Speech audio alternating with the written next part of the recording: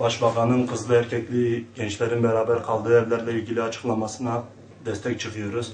Ki mesela kızlı erkekli gençlerin aynı evlerde kalmasının zararlarını toplum olarak biz kendimiz de görüyoruz.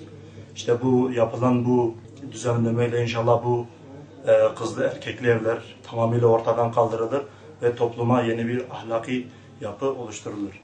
Ben üniversiteden yeni mezun oldum. Bu 3-4 ay önce falan oldu.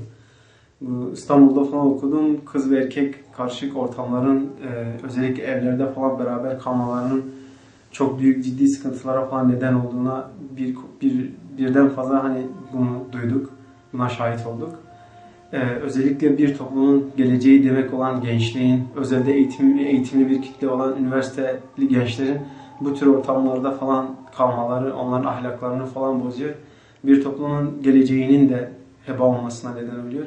Bu açıdan Başbakanın işte kız ve erkeklerin bir arada kaldığı evlere ilişkin denetimin gerçekleştirilmesi ne dönük o söylemine, demecine falan kesinlikle katılıyorum. Bu konuda bir kamuoyu falan oluşturulması gerekiyor.